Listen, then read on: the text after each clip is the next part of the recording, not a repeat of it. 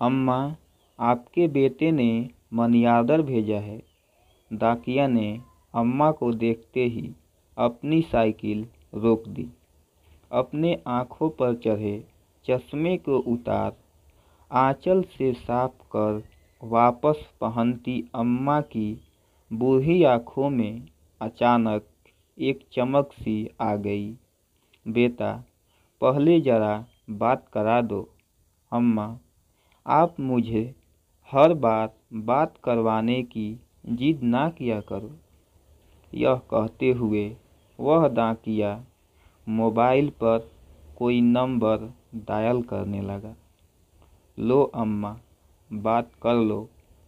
अम्मा मिनट भर बात करके संतुष्ट हो गईं। उनके झुर्रीदार चेहरे पर मुस्कान सा छा गई। पूरे 1000 रुपये हैं अम्मा। यह बात कहते हुए उस डाकिया ने 100 के 10 नोट अम्मा की ओर बढ़ा दिए। रुपए हाथ में ले गिनती करती अम्मा ने उसे ठहरने का इशारा किया। अब क्या हुआ अम्मा? यह 100 रुपये रख लो बेटा। क्यों अम्मा? उसे आश्चर्य हुआ। हर महीने रुपए पहुंचाने के साथ साथ तुम मेरे बेटे से मेरी बात भी करवा देते हो। कुछ तो खर्चा होता होगा ना? अरे नहीं अम्मा, रहने दीजिए।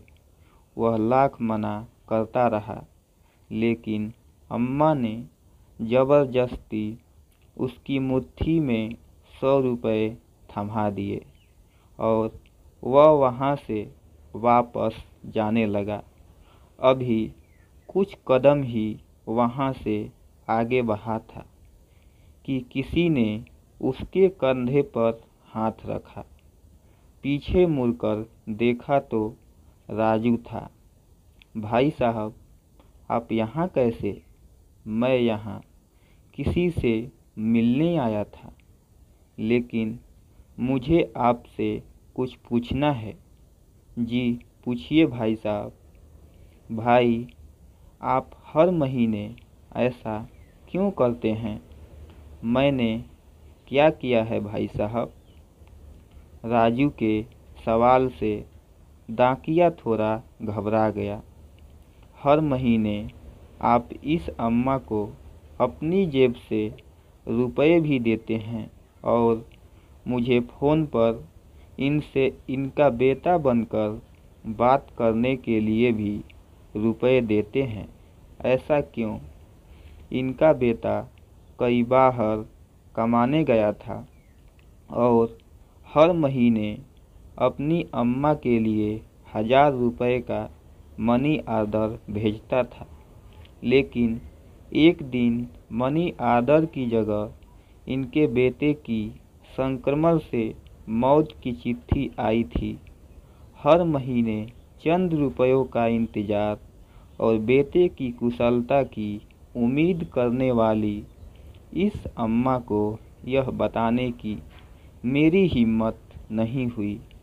मैं हर महीने अपनी तरफ से इनका मनी ऑर्डर ले आता हूँ, लेकिन यह तो आपकी अम्मा नहीं है ना? मैं भी हर महीने 1000 रुपये भेजता था अपनी अम्मा को, लेकिन अब मेरी अम्मा भी कहाँ रही? यह कहते हुए उस डाकिया की आंखें भर आईं।